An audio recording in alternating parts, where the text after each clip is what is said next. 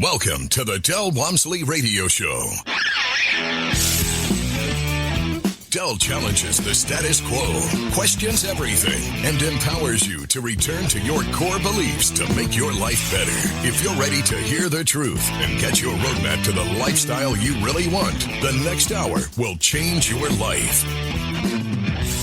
And now, your host, self-made millionaire, national award-winning investor of the year, CEO and founder of Lifestyles Unlimited, Del Walmsley.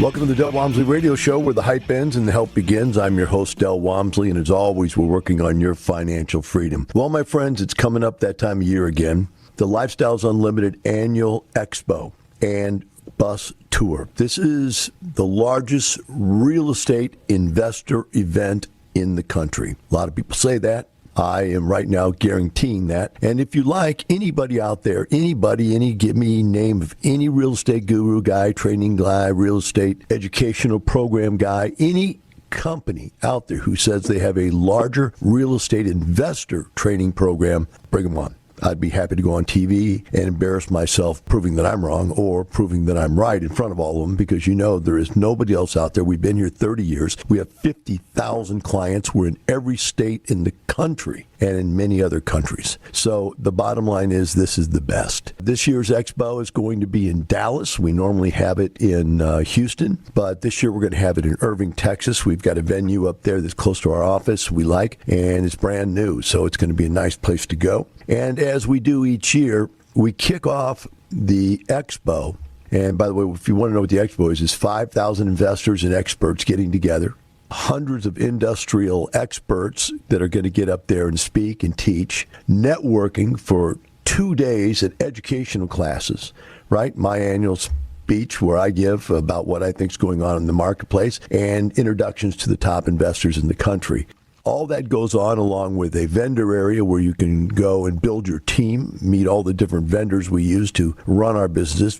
Real estate's a team sport. You need your team. Along with, for the people that are members of Lifestyles at a certain level, there is also going to be a lot of private events, big networking events for people that are doing syndications and or passive investors can meet each other out there. Along with that, there's going to be a bunch of parties and so forth. So let's go back to the bus tour.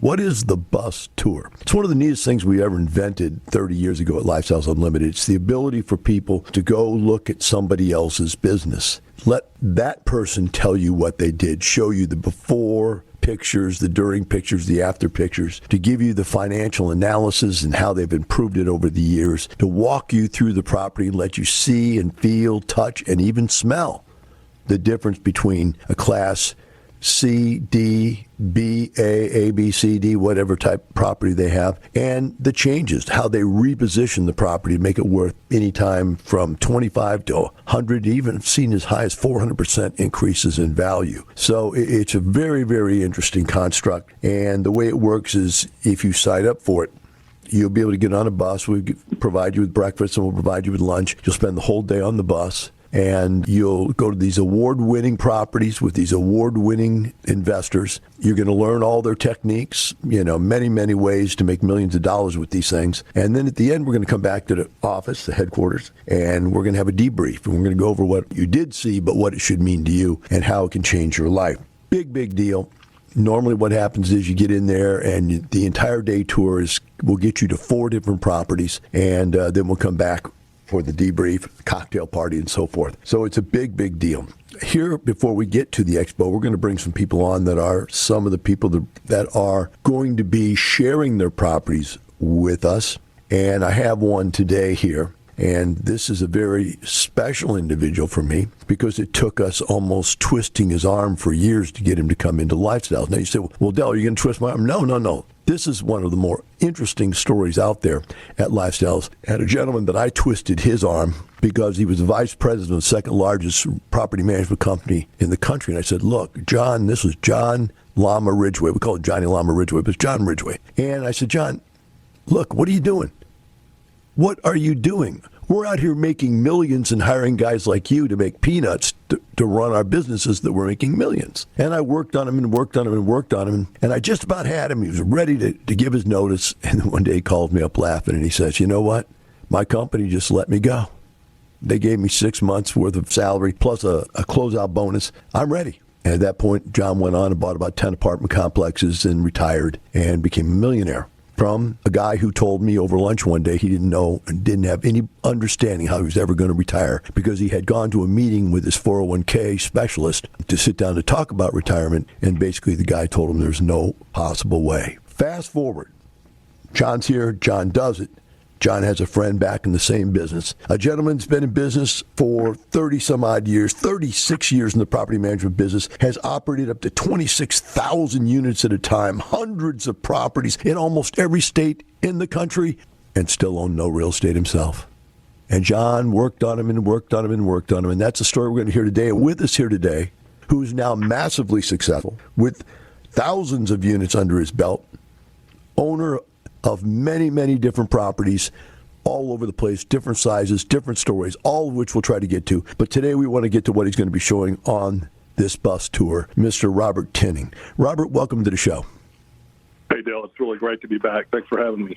Don't think I can cover really effectively how into this business you were before we talked you into getting into this business. Can you share that with people? How can someone be so embedded in a business and yet knowing that you did all these wonderful things for all these people, all these awards, all these amounts of money you raised, all these millions of dollars of increased NOI, and you didn't see it for yourself? Can you share that? Because there's got to be somebody else out there like you, just the super stud in corporate America that can't see stepping outside of the 401k. You get sucked into the whole corporate ladder and getting advancements and all of that stuff. And honestly, I thought it was going to be like a law firm. At some point, somebody would say, gosh, Robert, we want to make you a partner in this. And it only took me about 3 decades to realize that wasn't happening. So in about 10 years of Ridgeway trying to get me to join Lifestyles, I kept going, I know there's some secret sauce how these guys were making all this money, but I don't understand it. I don't have the money to do it myself. So I just need to keep my nose clean and keep working hard, and somehow it'll work out. So I guess the short answer is I was a little dumb. There's a big difference between the word dumb and ignorant. And ignorant of a topic or a subject or a point of view is not dumb. It's just ignorant of that topic. And I've got a million of those blank spots in my life. Blind spots. I can't see. I don't know. How did that guy do that? Why, So that's not a problem. What the problem is what does it take? What did it take? And this is not the problem, this is the solution. What did it take to get you over the threshold, to make you come in and at least listen to the seminar? I was heading up a large property management company, very successful, could have retired from there, but it was the 9-to-5 grind, the commutes every day in Dallas traffic. But one day, John and I were actually at a Texas Apartment Association golf tournament playing together and waiting to tee off or on a green or something, like he's done for 10 years. He's trying to get me to join and be Lifestyle, a member. He goes, so, Robert, when you retire, what are you going to live on? I'm like, that's a dumb question. My savings, my equity, my 401k. And he goes, yeah, so you're hoping your money runs or lasts longer than you, and you don't die before your money runs out. I went, yeah. And he just laughed and goes, I'm never going to touch any of those sources of income. I've got passive income. And I don't know why, but after 10 years, that was the knock upside the head that made me go, wait, what? Were you at a softened point? Was there something going on in your life at that point, at work, or something that might have been the flashlight in the dark transition? No, I think, honestly, that was probably why it was so scary for me to make the jump, because I had that safe, cushy job, the great salary, and I'm thinking, after 3 decades of working, if this doesn't work, am I going to find another corporate job? We'll pick up the rest of the story on the other side. We'll be right back with Robert Tinning and the Del Walmsley Radio Show.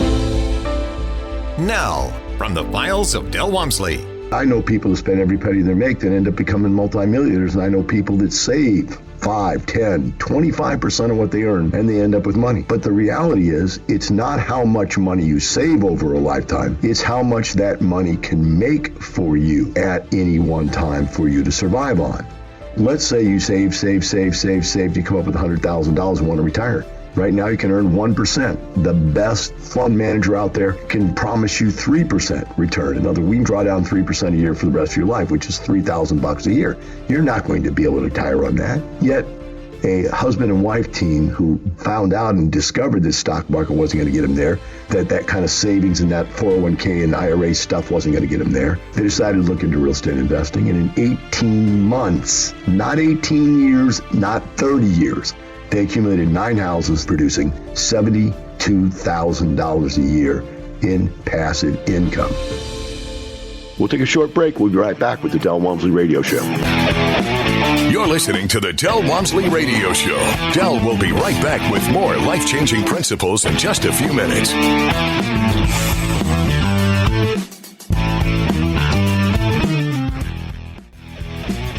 Welcome back. Now here's some more unconventional wisdom to set you free from the man on a mission to retire America, one person at a time, Del Walmsley. Welcome back to the Del Walmsley Radio Show. With me here today is Robert Tinning out of Dallas, Texas. Robert is going to be one of the presenters on the Expo tour, the bus tour that's coming up here. September, let me get the exact date for you here when this is going to occur. I should have all this memorized, but I never memorize anything. That's just one of my rules in life. Don't clutter your brain with things you don't need to memorize. September 3rd and September 4th in Irving, Texas. Register for this tour. You get to see 4 apartment complexes by 4 of our experts out there, and Robert's going to be one of them. So, Robert, I'm going to ask you a couple more questions about coming in from a position of total knowledge before you got here, which is about 0 of the rest of our members come in that way, very few. Most of them are starting with no real estate experience at all. You're coming in with massive amounts of real estate experience. You go to the 2-day. Obviously, you sit in the 2-day, and everything we have to say is something you already know as far as the real estate facts. So my question to you, if possible, if you can remember back to 2017, which is quite a ways back, do you remember how the reorganization of the material or the organization of the material led for any epiphanies, not because it was new information, but just because it was reorganized in a manner that made it more usable for you? A couple things. I mean, I tried to go out and raise money on my own, but, hey, I've been the National Apartment Association PAC chair. I've raised millions of dollars, so I'm sure I can go do this. And I found out that friends and family saw me in a door and ran the other way, so that wasn't going to work. So going to the seminar, I realized there were so many like-minded investors in that room who had similar ideas and wants, that of just pulling those monies and the resources, and then frankly, all the educational material from the investment side, the ownership side, that I'd never really, even in 36 years of property management, focused on that kind of stuff, depreciation and all the different benefits of owning real estate. Gotcha. Yeah, the raising capital thing is quite perfunctory to the average person out there in corporate America, because that's the one thing you never do. You never raise the money for the business. And interestingly enough, you think that it's going to be easy. And just like you said, I'm not just reiterating what you're saying. I've heard this story many, many times. People go, well, I'll just go out there and do this on my own. And when you go to try to raise capital from unsophisticated investors, that in itself is difficult, because they're not ready to pull the trigger. And number 2, in some cases, it could lead to some very poorly devised legal situations. In other words, taking money from people that are not sophisticated investors is problematic in many situations. So it is more challenging than everything else. So now you get in here and you see you've got, okay, wow, that's how these guys are raising this capital. What was your first step out of the blocks? What did you do? I was maybe a little bit different because of my experience, and frankly, I've seen so many bad examples of property management and property management companies. I didn't want to become a passive. I went straight to being a lead and did all the courses, kind of accelerated it, I guess. But then we went out and found a 120-unit property, and that was our first purchase. And I see that you dispensed with that one pretty quickly, 24 months later with a 56% gain. Was that because that one was just too small, or because you needed to liquidate your capital and move on and grow? Really both.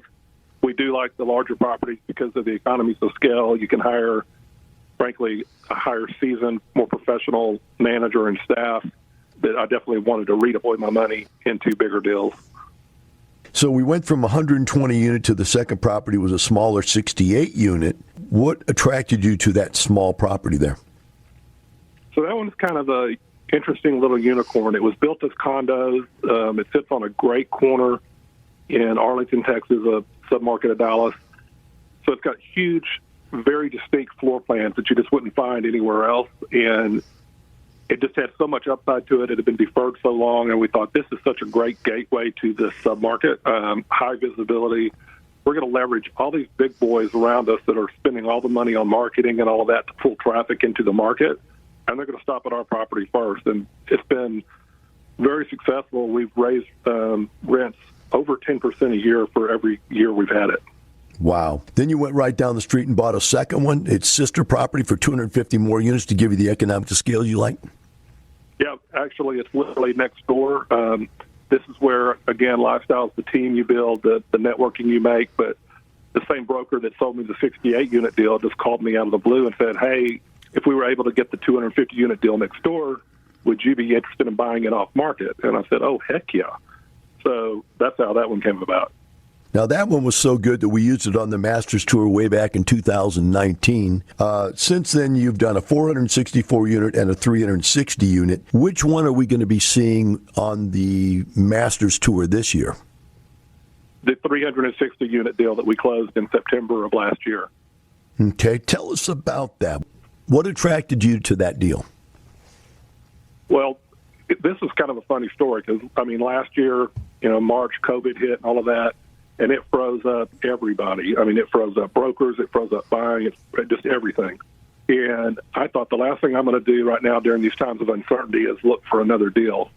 But then a broker came to me and said, would you be interested in looking at this deal? And I'm like, well, I'll look at any. And I used to look at 20 to 25 before I would find one that would catch my interest. I'm probably up to running 70 to 100 pro formas now before I find one. But this one caught my eye right away. It was at a great point because the people selling it owned a lot of industrial and office in California and were just bleeding cash and needed to liquidate their apartment portfolio to get some liquidity. So we got it for a really good price before everything started spiking and people were still frozen. And it made sense from day one. We did distributions after the first quarter. We're beating our projections. And that's even before we started doing the rehab, which we're doing now. We'll have most of it done before the tour, because we kind of put that on pause during the pandemic. But it made sense, even just as a yield play, as sitting there as operating like now, but it's also got so much upside. So it was a purple unicorn, and if I could find 5 more of those, I'd be a very happy man. No doubt. Those are always the ones that make the biggest bang. So you're talking about the fact that you had to slow down the rehab during pandemic, or I'm going to assume that you didn't have to, but you decided to because you were going to be cash thrifty just in case? That's right. That's exactly right. We just wanted to be good stewards and just be careful. What actually happened? I think this is an important question for people out there that live their lives scared to death. And I don't know how many apartment complexes are owned in Lifestyles members. There's 50,000 members. We've been doing this for 30 years. We're buying 200 or 300 of them every year.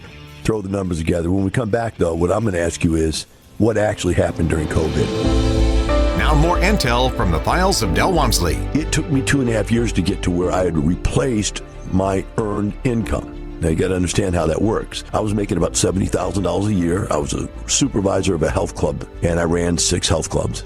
Made about $70,000 a year. But after taxes, you take out the taxes. You got income taxes. You got Social Security, Medicare taxes, right? Then we had to pay in for our health care benefits or whatever.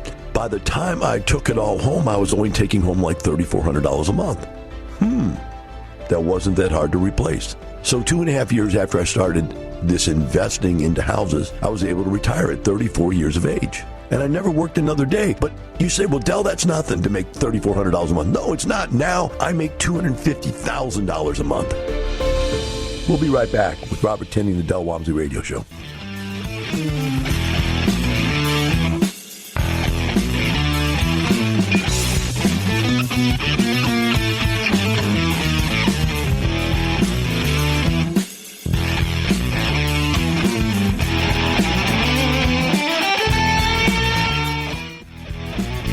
Welcome back Now here's some more unconventional wisdom to set you free from the man on a mission to retire America, one person at a time, Del Walmsley.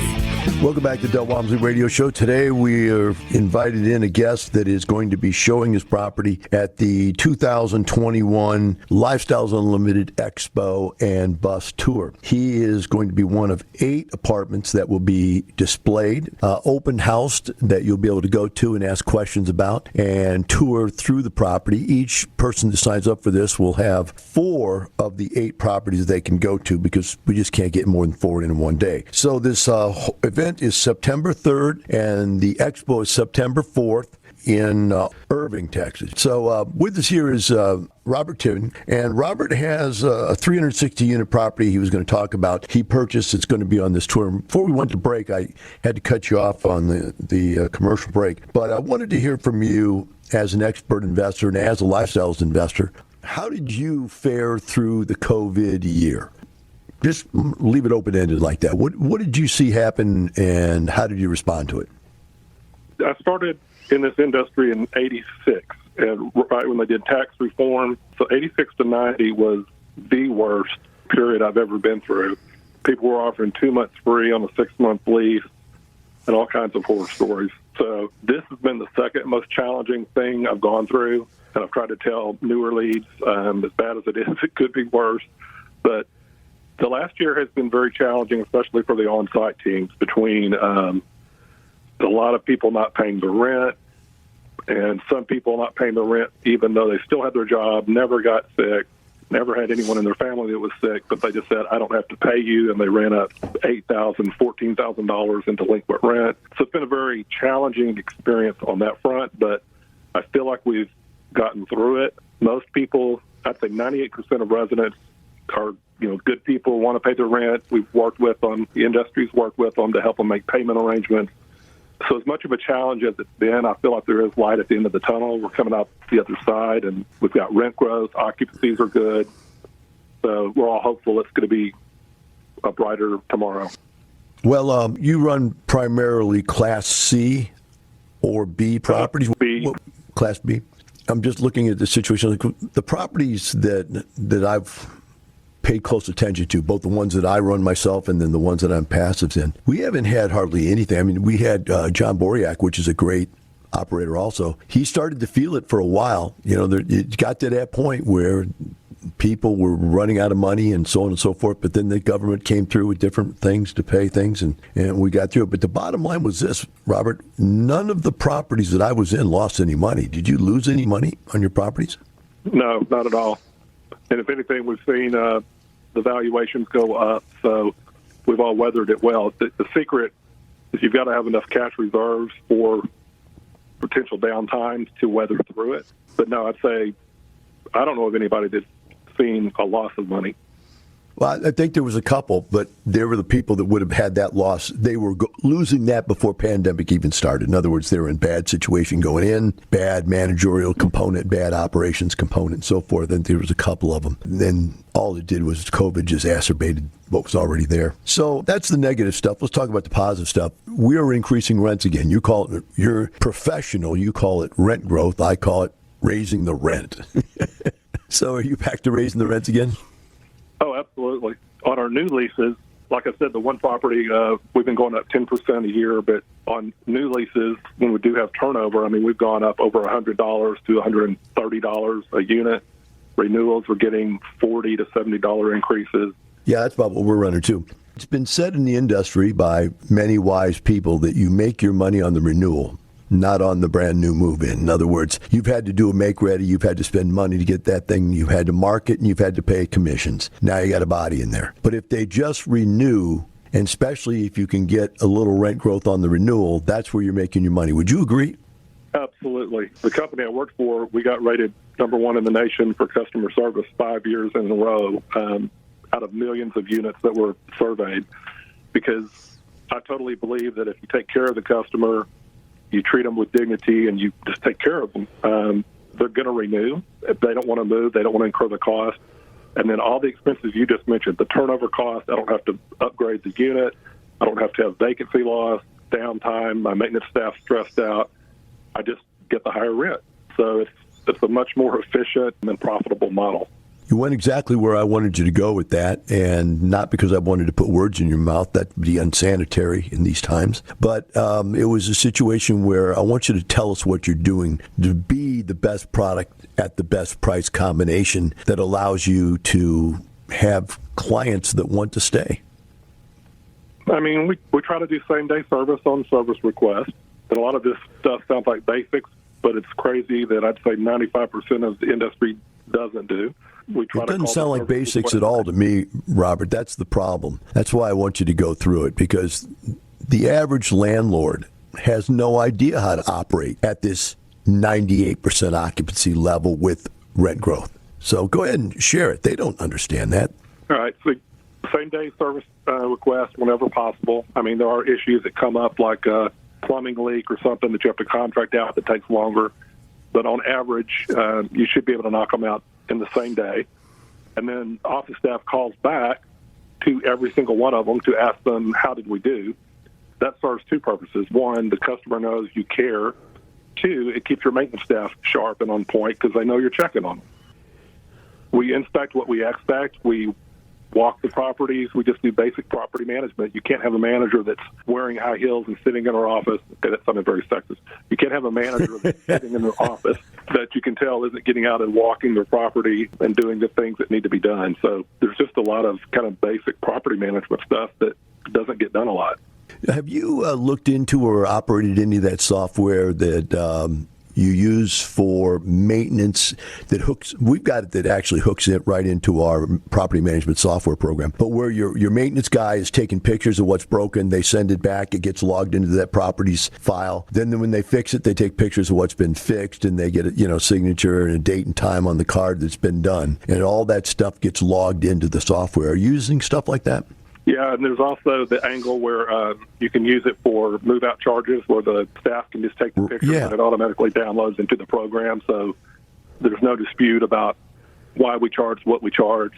The automation today is unbelievable. The other automation that I find just incredible is the fact that people will give up their telephone numbers and they'll allow you to receive text. I mean, text is the best. Before you'd stick stuff on their door, flyers on their door, it'd blow away. They wouldn't read it. They'd throw it in the trash. But, man, when you text people, they get it instantly, and they read it instantly. You use that kind of stuff? Yes, and I think the pandemic has forced a lot of acceleration of some of this technology stuff. As another example would be online leasing. Scared people in property management forever, but now there's so many ways where someone can lease online. They can have a set time where they go view the apartment by themselves. And we've actually found that sometimes, and I probably would be this way, I'd rather go see the apartment by myself than have an agent talking in my ear and distracting me. But you have a set time with a set key code, and, I mean, it's all very secured. It's just really cool, high-tech stuff. And we've actually seen closing ratios increase. Yeah. That blew my mind when we shut our office down. And they did. My supervisor said, we got to shut the office down. Our people, I didn't say girls, our people are walking around out there with these people. And so we started what we call unaccompanied tours. And same thing. We just automatic locks. You give them the lock code and the appointment, whatever, and let them in. We did have one time a guy end up living there for one day. We got him the next day. But some guy just toured it and didn't leave. Thought it was a nice place to stay because I like this. I think I'll just stay. But no, that's just one person. But yeah, it's almost like you're more responsive. Do you follow what I'm saying? In that now they come when they want. And before you had to meet them when you wanted to. And so a lot of the technology is way more responsive. And same thing with all the work orders and all that stuff coming through that technology. Now intel from the files of Del Walmsley. You don't have to retire if you don't want to. A lot of people, they don't retire right away because they like their job maybe.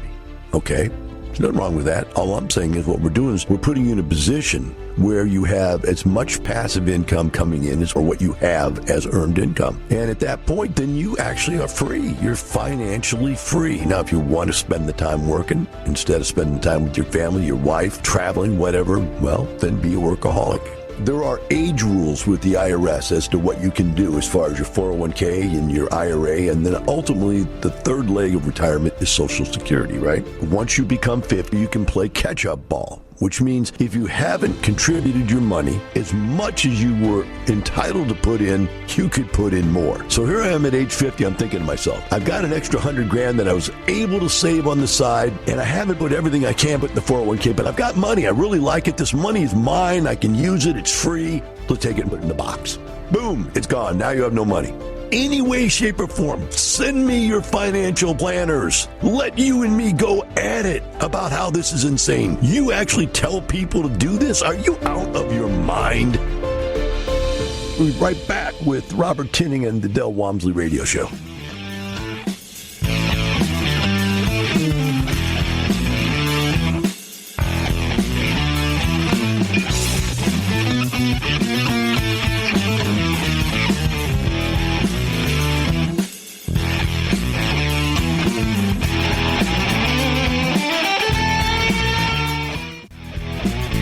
Welcome back. Now here's some more unconventional wisdom to set you free. From the man on a mission to retire America, one person at a time, Del Walmsley.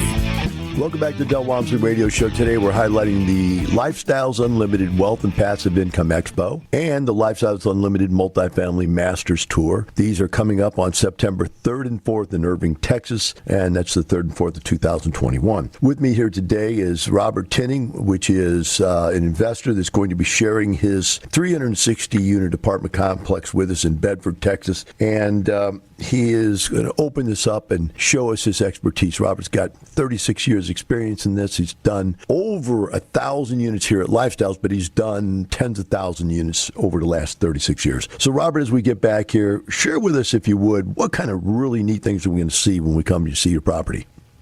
This property is, keep calling it a purple unicorn, but for the price point we got it at, but also it's in the middle of DFW, and it's on a very hilled, wooded lot with giant oak trees. It looks down on a private park with a private lake, ducks everywhere. I mean, it's just a setting you would never envision in Dallas-Fort Worth. So it's just a beautiful setting. You can walk literally out to the park. The floor plans are really cool. It's just the whole vibe about the property is just very unique. Boy, that does sound beautiful. What all are we going to be able to see? What are you going to have available, rehabbed, and ready for us to see by then, do you know? Or are you just hoping it's all done? Well, if this rain will ever stop, we're about to start our full exterior paint, and we're excited about that because it's got, everybody is loving to do these trendy colors on paint that look really good if you're going to keep it for a year or two. But if you own it longer than that, it's like, oh, that looks like the color they were using 3 years ago. And we've got some of those paint colors going on right now. So we're going to give it a really fresh update. We're redoing the office, knocking out walls and doing some painting, redoing the fitness center. So on the brochure, we have before pictures. We're going to have after pictures, and obviously people on the tour are going to get to see the new and improved. But honestly, it shows really well right now. This property has high occupancy, low delinquency, really good professional resident profile, but it just has so much upside potential. But you're going to see the lake, the park, and just the unique setting of it. It's just going to be, I think, a really great tour. Sounds beautiful. So are you going with the trendy colors or with a more traditional? Maybe it's because I've been doing this for 36 years, and I've seen the color fads come and go. Like right now, everybody wants to paint their house in the brick solid white, and then in 3 years, they're going to go, gosh, that's so dated. I tend to be more like the classic earthy colors. We just painted the 68-unit deal that had these bright orange colors and stuff, and now we have people coming in going, this is the prettiest property in the neighborhood. I don't know. I tend to answer your question, go more for the classic stuff that if we do own the deal for 3 years or 5 years, we're still going to be happy with the paint colors and not say, why did we pick tangerine orange? So I have to ask you, just for the fun of it, do you pick your own colors?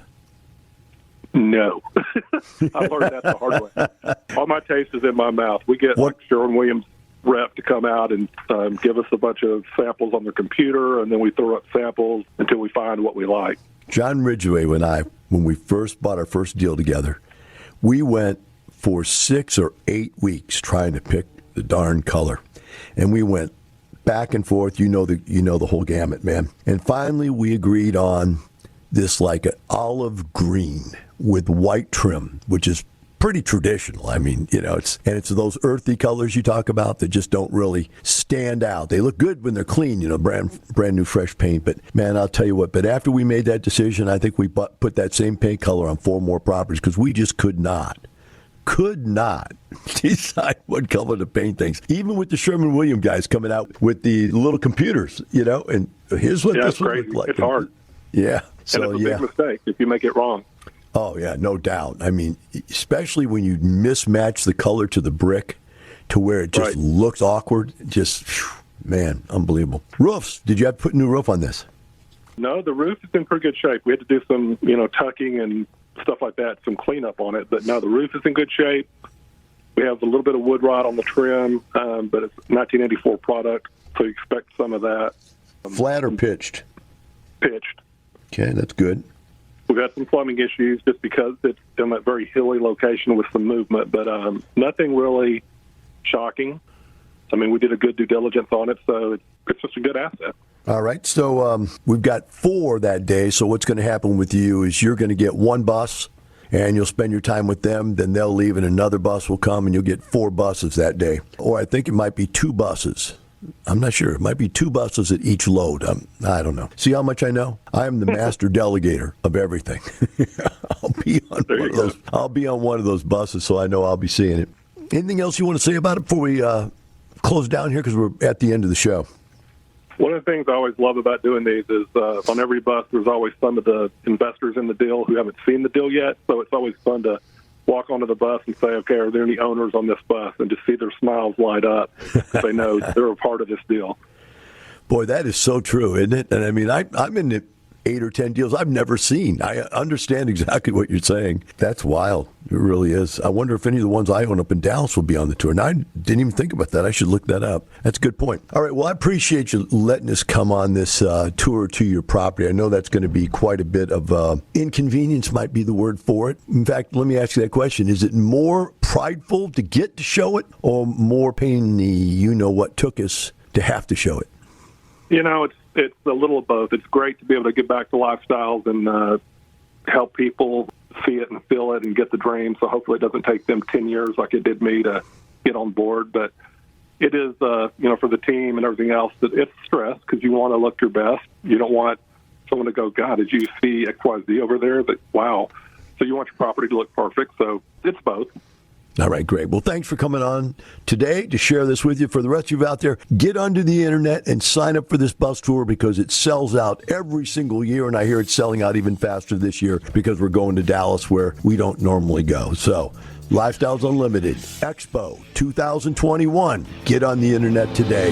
Now, from the files of Del Walmsley. What have you done? What skill sets do you master? Well, I have a college degree. Okay, we can get you in minimum wage. We can start you at the bottom, work your way up. But that's not what I wanted. What I wanted was to figure out, okay, how can I come up with a way to produce an investment that when it comes time to put my kid through college, that I will have the money if they want to go to college out of an investment. And so when they're done with college, I still have the investment. If I really wanted to be smart, instead of giving them the money to go to college, I could give them the investment and they could retire and never work a day in their life. Same amount of money saved over the same period of time, this child's lifetime before they go to college. Same commitment to come up with money, but a different process. But remember, it's not the money, it's the lifestyle. See you tomorrow. The information and opinions you hear on the Del Walmsley radio show are those of the host, Del Walmsley, his guests, and his callers, and do not necessarily reflect the opinions of this station, its affiliates, its management, or advertisers. The Del Walmsley show is for entertainment purposes only. Please consult a professional regarding your personal investment needs. Nothing presented on the Del Walmsley show constitutes an endorsement, recommendation, offer, or solicitation to buy or sell any product or security.